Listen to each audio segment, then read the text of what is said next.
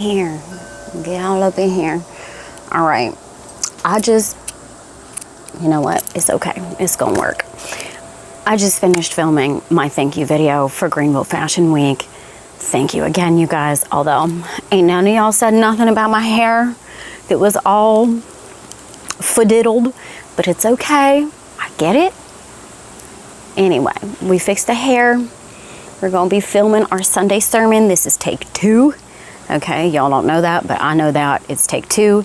I have not uploaded it yet because my Surface needs assistance. It's old. The little right click barely works. The click pad barely works. I should probably start using my mouse, but you know what? Technology is not our thing, and I'm away from my home computer. So why are we away? Well, because of Greenville Fashion Week. So I come down every year. A little backstory. I come down every year for Greenville Fashion Week in Greenville, South Carolina. And I started doing this in 2021. And I found out about Greenville Fashion Week through my aunt and her daughter, who know the founder of Greenville Fashion Week, Megan Hines. And so I have been out of town taking care of that and doing that. And again, because I don't have the world's best computadora, okay, we just can't necessarily upload videos all the time because the Surface just can't handle it. All right, so hopefully we will get this uploaded. We'll get to it eventually, but this is our Sunday sermon. We are filming it on Thursday, July 31st. Greenville Fashion Week was last Saturday, which was the 25th. And here we are. Where are we? Well, wouldn't you just like to know? Okay? If you know, you know. And if you don't know, well, it's none of y'all business. Okay? But we do be by the seashore someplace. Anyway, so this Sunday sermon, let's talk about our, what are we calling this segment? I need to title this segment. Our entertainment. This is entertainment this week, okay? Or really the last couple of weeks. So I have not watched a lot of movies, so you'll have to forgive me. I don't have a really great film recommendation this week because I've been on the road, and when I'm working and on the road, I don't watch a lot of movies or TV or anything like that. I don't really do a lot of that anyways, but especially when I'm away from our digital library at home base. So, but we do have some book recommendations. So I am still reading through Alexander Pope's The Odyssey. This is the, as you can tell by the title, sorry, my little page divider fell out of my planner. Yes, so this is the Alexander Pope translation. Can you see that? Can we see that? The Alexander Pope's translation of The Odyssey by Homer. I am reading through this.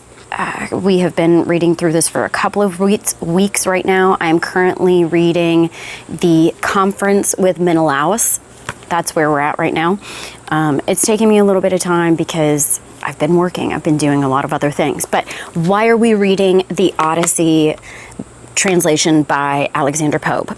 Well, because unless you've been living under a rock, there has been a certain film release that has caused quite a bit of consternation in the culture. And me being me, I detest nothing more than shoddy filmmaking and shoddy entertainment. So instead of going and paying to see The Odyssey that has caused such a ruckus in the culture, I am reading the translation. And Alexander Pope's translation of The Odyssey is widely considered one of the first widely recognized good pop culture. It's like the OG pop culture popular version of The Odyssey. And if I'm not incorrect, I believe Alexander Pope is one of the first people to translate it into the kind of, I don't think it's iambic pentameter, that's Shakespeare, but he's the first to translate it into the kind of recognizable poetic form that we recognize now, right?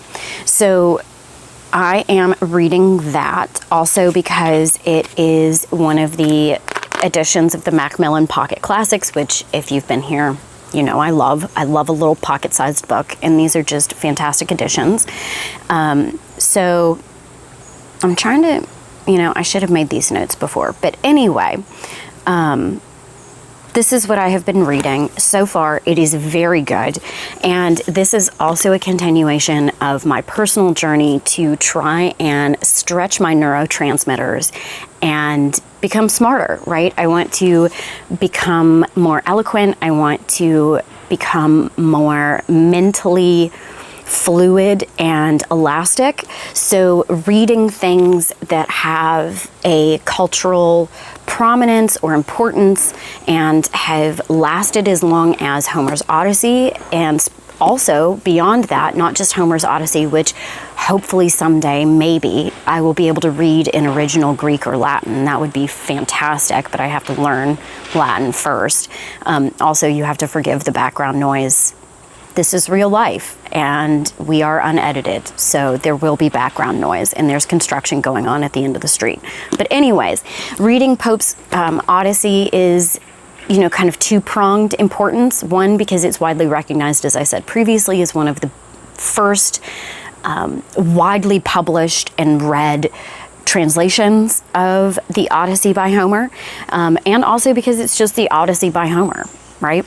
So I am reading through that. It is very good. Again, it's taking me a little bit of time because I have found that it is best read kind of out loud, which makes sense when you realize that the Odyssey was originally Homer's Homeric epic was originally a bard song, right? Like it was a tale that would have been told verbally or sung to an audience over the span of days or weeks, right? As entertainment. So reading it out loud has in my experience, a much more effective way of understanding what they're saying and of really capturing the original intent of the Odyssey.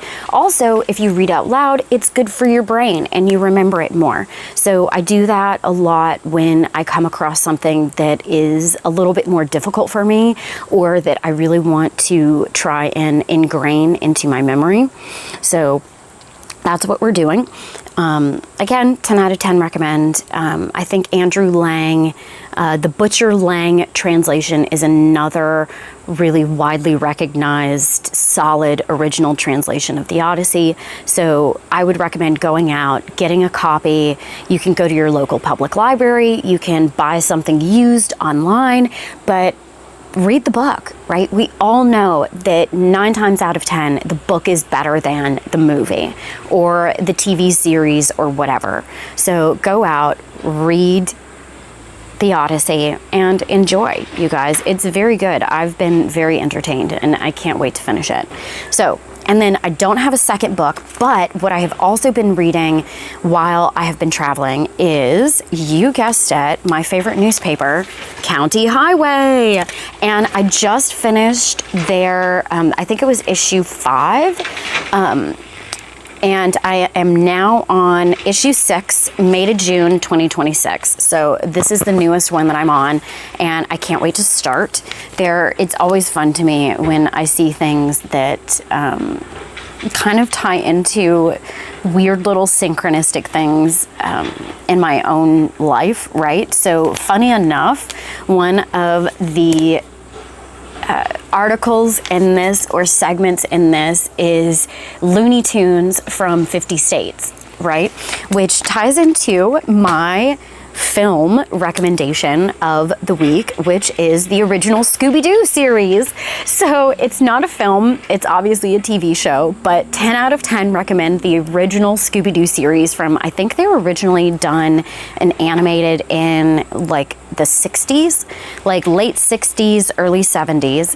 And they are, I'm pretty sure, an original Hanna-Barbera animation series, but I grew up watching the original Scooby-Doo. I love Scooby-Doo, huge fan of Scooby-Doo, not the new Velma series, that was ass. But most of the other Scooby-Doo like movies, stuff like that, I mean, I'm a huge fan. So my mom and I watched a couple of the original episodes of Scooby-Doo one night when we were in Greenville prepping for the show, and 10 out of 10 recommend, okay? Like, it's the perfect, just, I don't want to call it vegetative, right? But it's just fun. It's not, you can fully trust that Scooby-Doo from the 1960s and 70s is not trying to propagandize you, okay? Like, it's just fun. It's stupid. It's enjoyable, right? Like, you don't have to think too hard. And it's just a goofy, light, literal OG morning cartoon kind of vibe. So we watched a couple of episodes of that one night. Take your Scott Adams. Simultaneous sip, okay? R.I.P. Scott Adams. Scott Adams would have so much to say right now with everything that's been going on. I mean, it has been an absolute roller coaster, okay? And that actually, wait, that's gonna bring us into our sermon of the week, okay? But first, let me get music, because a lot of this stuff ties in to the sermon this week. So the music for my show this year at Greenville Fashion Week, if you didn't recognize it, which I'm sure quite a few of you didn't, because it is a classic, okay? This is a throwback thanks to Papa Fox, okay, who recommended it to me months ago and had no idea that I was going to use it as the music for the show this year. But it is the song Desperation by Steppenwolf. And if you have not listened to it, or if you were at the show and you weren't quite paying attention, you should pull that song up on the music streaming service of your choice, or go to a record store and buy the record, because the entire album is fantastic. But you should listen to Desperation by Steppenwolf. It has been an absolute earworm for me, still is, and is probably in the pantheon of my favorite songs at this point. And I think that it really, now we're going to get into the sermon. Okay, here's our sermon transition. So, Desperation by Steppenwolf is one of those songs that reminds you that everything is a wave. Everything, we have been here before. We travel the same bizarrely spiralic? Is that a word? I feel like spiralic is a word. If it's not a word, we're making it a word, okay? Spiralic, right? Spiralic wave path of humanity, right? Like, desperation just reminds you that human experience is universal for a reason, right? And that, and you know, with Scott, what I was talking about with Scott Adams, right? And everything that he would have to say about what's going on right now. There's been so much happening in all directions, right? You have an enormous amount happening in the political arena. You have an enormous amount of things happening in the social arena. And we all have an enormous amount of things happening on the personal level. And that, I think, is what made this particular show, at least for me and my family, really, really poignant and weighty this year, is that, and all of this ties together, I swear. I mean, I promise, I weave a web, okay? You just have to stick with me. So, everyone has so many different things going on in their lives, and when you are at an event like Greenville Fashion Week, where it's really easy to get caught up in the superficial, right? It's a fashion week, it's a fashion show, it's fun, it's superficial, it's, you know, entirely irrelevant in the grand scheme of necessity, right? Like, you don't need a fashion show to survive, and it is a construct of a high trust, highly developed society, and it's one of the offshoots of a culture that has progressed to a point where we are allowed to do really fantastic, fun, superfluous,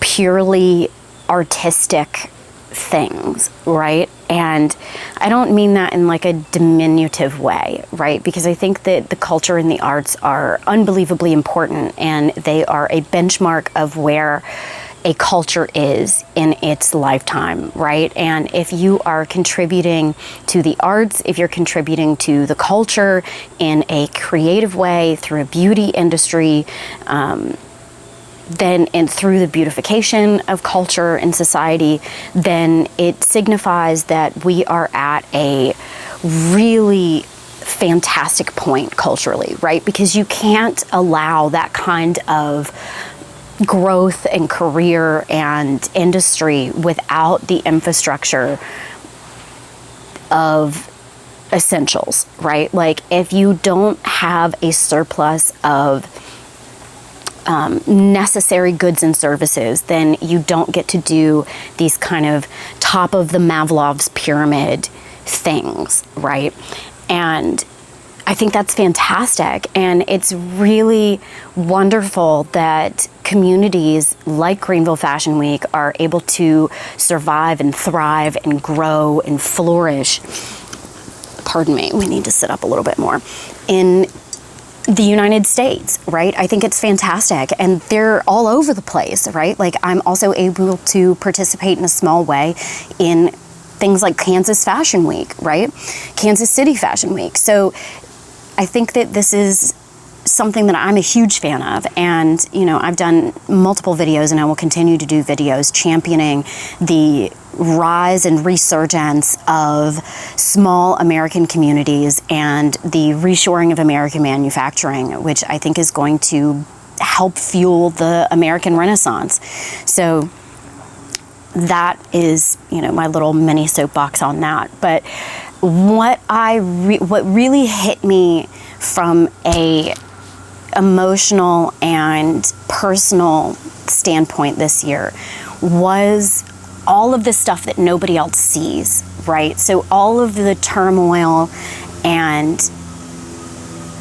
trials and tribulations, and I mean, I don't want to say trauma, right? Because I think that that's been overused. I think that we've kind of like, you know, certain N-words, they have been denuded by being applied inappropriately to a range of instances where I don't think that trauma is really appropriate. But there are absolutely people that I know and love and appreciate and get to see and be a part of their lives every year through Greenville Fashion Week that I know are having experiences that are traumatic. They are awful. They're terrible. They're painful. They are truly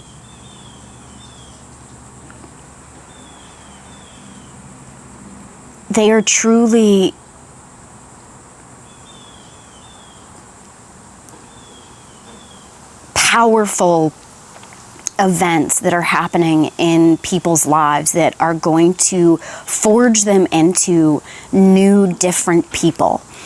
And we often don't see that, especially at public events where you're having to go and interact with other people and present a civil, polite face to the people that you're interacting with, right?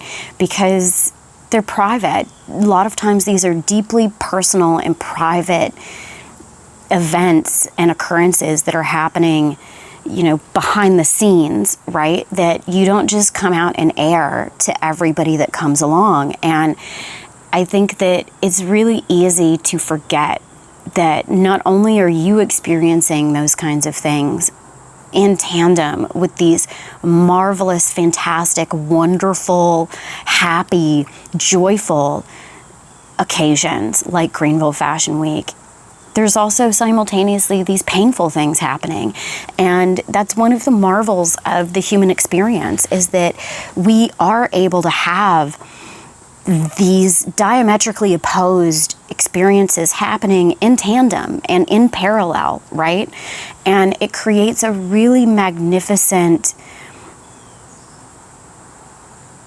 brew of emotion, and it truly is, in my experience, what typifies the human experience. And I am so fortunate to have reached a point in my personal life where I am able to recognize that, experience that personally, and still be able to put forward the kind of energy and hopefully build an experience that is what I hope to receive back, right? And that has been a really expansive personal journey for me. Like, if you've been around me, which there's a very select few of you that have, okay, but if you knew me when I was younger, I was not always the happiest person. I was not always the most positive person. I was not necessarily a good person. There were a lot of things in my life that I regret and that have drastically changed and impact the trajectory of my life through my own decisions, right? Like, there are a lot of things that I don't know if I would necessarily do them over again or I would probably do them differently, but you can't think about that, because at the end of the day, I wouldn't be where I am right now. I wouldn't be who I am right now without having made those mistakes, without having messed up and grown as a person. And I think that, for better or for worse, you can look back and you can say, hey, I wish I had done this differently, because I think the impact that it had on other people was detrimental and I regret that, right? But if you grow from it and you are able to see that and recognize that and hold yourself accountable, then I would like to think that you end up kind of where I have been fortunate to end up at, which is someone who I like to say I'm not a nice person, I'm a good person. And there's a difference. There's a very distinct difference between being nice and being good. And I'm not nice, okay? I'm not nice, and I'm okay with that, because I know that I am a good person. And what I mean by that is that I have decided, and I decided this a while ago, a long time ago, and that I was not going to be someone who lived my life to impress or pretend to be something that I'm not, or that I was going to be overly concerned with what other people thought, right? Like, it was more important for me to be honest with myself, to be truthful to who I am, and as I've gotten older and I've recognized my own mistakes, to try and live the maxim esse quam videre, which, again, if you've been here before, you know that happens to be the state motto of my home state, North Carolina, and also translates, it's Latin, and it translates to be rather than to seem. And as I have gotten older, that has really, really become something that resonates with me, right? I think it is, and especially from a personal karmatic standpoint. Oh God, I've got a skeeter flying around out here. Get out of here, bro. Get. No, I got okay, we have to hold that thought. We have to turn on our little skeeter majigger here, because this is no bueno. We cannot let this stand, okay? Because no, we ain't getting Skeeter bit out here, and we can't move. So, okay. Okay, go little Skeeter thing, go. All right, anyways, to be rather than to seem. And if you've been here before, you know that I'm going to get this little bitch. Yeah, you ain't gonna get nobody else. I'm telling you, get out of here. No. Okay. So, I firmly believe that at a quantum level. Well, that video does not give you much time to do a video, does it?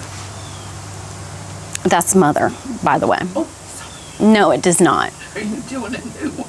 I'm doing an actual video. Would you like to be a part of it? No, I'll go. Okay. But no, you only get 90 seconds. That's kind of the whole thing with Instagram. Yeah, well, it cut you off before you. No, it did not. It did. No, it did not. Oh. Are you watching it only on my Instagram? Only on my story? Yeah. Then you have to go to the full reel. Oh, okay. The full reel has everything. Okay. Yeah.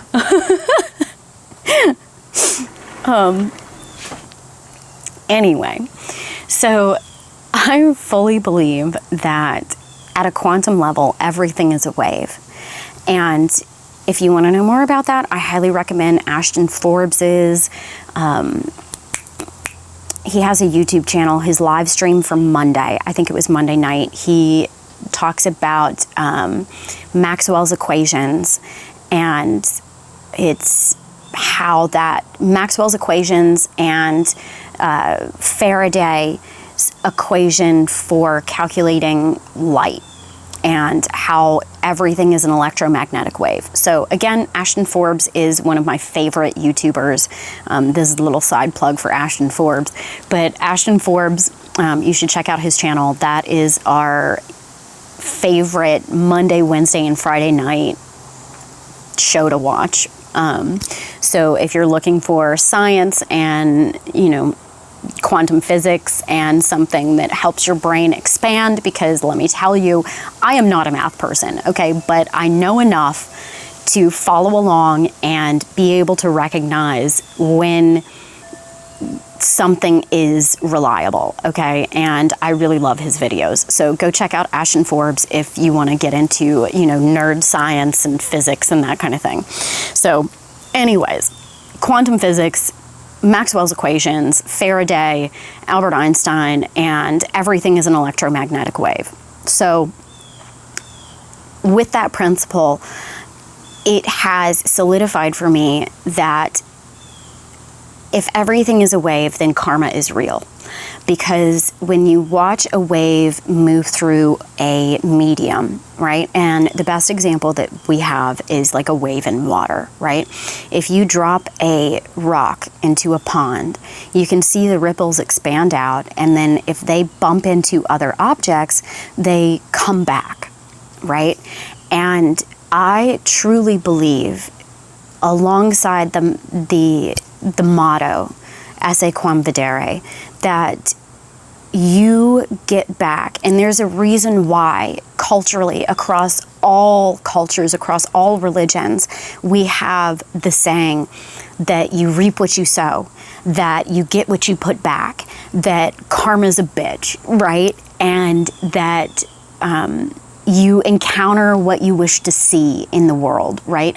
All of these things mean the exact same thing, right? It's all a reminder that how you choose to interact in the world, how you choose to interact with other people, and how you choose to move through life, and the waves that you choose to create with your choices and your decisions and even your attitude, right, impact what comes back to you. And this year, and I have been so unbelievably blessed and highly favored to have the opportunity to learn that and have it stick with me, and to have the ability to really try and build that habit for myself, and after doing that for a certain amount of time, see it start to come back to me, because I truly, truly believe that the reason that I have had the fortune to come in contact with so many incredible people, so many unbelievable human beings. I mean, I truly can say that I have not met someone unpleasant or like an awful person in such a long time. And I think that that's for a number of reasons, right? I think that it's because of how I have chosen to change the way that I interact with people and the changes that I have decided to make for myself personally, and because I have been unbelievably fortunate in who my ancestors are, and that I come from a family and a clan of people who have also chosen to live a certain way, and that the ripples of their life have allowed me to be who I am and to encounter the wonderful people that I have. And I hope to do that for future generations, right? That's part of why I say I'm a good person, right? Is that I really, really hope that by doing this for myself, people in the future can continue to reap the benefits of that, right? And it's also purely selfish, right? I do this because I want to continue to have these experiences. Life is so much more joyful and beautiful and lovely and fantastic, and you have more happy and positive and compounding moments the more that it builds, right? Like Newton's law, an object in motion stays in motion, and you gather more motion over time, right? Like compounding interest, whether it's money, whether it's energy, whether it's what you get back from the universe. I think that if you have the personal fortitude to encounter the world the way that you wish to be encountered, then, and you be rather than to seem, then you get to be so lucky and fortunate. I really don't know, and blessed, I guess, to continue to see that in the world. And I am so, so honored to know every single one of the incredible human beings that I do. And part of what I want in this video is to let all of you know that I see you. And I don't just mean that in a I see you when I see you kind of way, right? Like I mean that in a deep, personal, meaningful kind of way, right? Like I recognize and I know that so many of you are encountering and overcoming unbelievable obstacles and trials and tribulations, and you are experiencing painful amounts of growth, right? But the beauty of that is, and this is something that I'm really fortunate to have a father who instilled this idea in me at a really young age, that you only experience growth through pain. You really only, and feeling hurt and pain and these uncomfortable emotions, right? Like when you feel uncomfortable, it's a sign of growth. It's a sign of spiritual, personal, mental growth. Kind of like a muscle. Like when you go to the gym, when you work out, when you compete in a sport, if you are uncomfortable, it means you're growing. It means that the muscle is building. It means that you are experiencing expansion. And that's true mentally, that's true spiritually, that's true personally.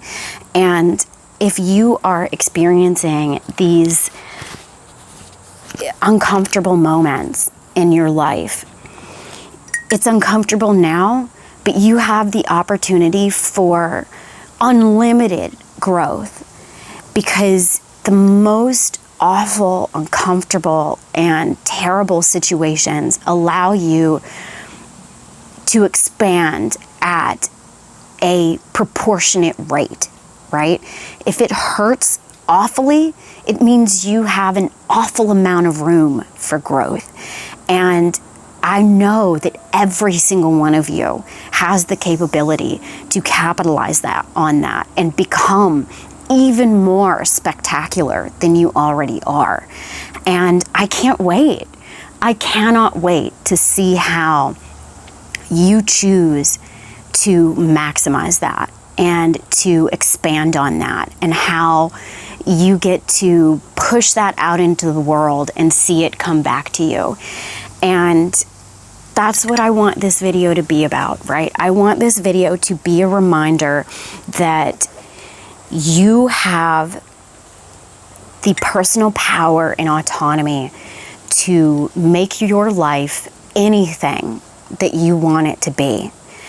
And that is the American dream. And that is what I think we have lost in the intentional degradation of what it means to be an American, and by trying to demonize the very idea of being proud of where you come from and the culture that you belong to. Because I've said this before, and I'm going to continue to say it. Being an American has nothing to do with what your skin tone is. And it has everything to do with who you choose to be in your daily life, and the morals and principles that you choose to live your life by, and the way that you choose to build a community, and the small steps that you make every day in holding yourself accountable for your actions, because nobody else will. And we're seeing that. If you hold yourself accountable on a day-to-day basis and recognize that the world that you encounter comes from the choices that you make every day, then that's how we build the greatest nation in the world. And I truly think that the reason so many forces are trying and have tried to dilute that and diminish and undermine the greatness of the United States of America is because we are so great. We are a meritocracy. We are a constitutional republic that allows anyone from anywhere of any skin tone the opportunity through merit and personal accountability to become anything they want to be. Granted, you are limited by the skill points that you were blessed with, okay? Like, your girl is never going to be a Nobel laureate winning, a prize for mathematics, okay? It's just not gonna happen. My brain does not work that way. I was not blessed with that skill point, okay? I'm never going to be a neurosurgeon. I have spent too much time and effort and hours learning how to be a clothing superficial queen, okay? So there are absolutely things, like, I'm never gonna be a dancer. The universe did not see fit to bless me with more than 2 left feet, okay? I got what I got. I'm never gonna be a singer. I got what I got, okay? We all have different skill points, but in the United States, it's the only country in the world, and it's why they are trying so hard to diminish the value that comes from being a United States citizen.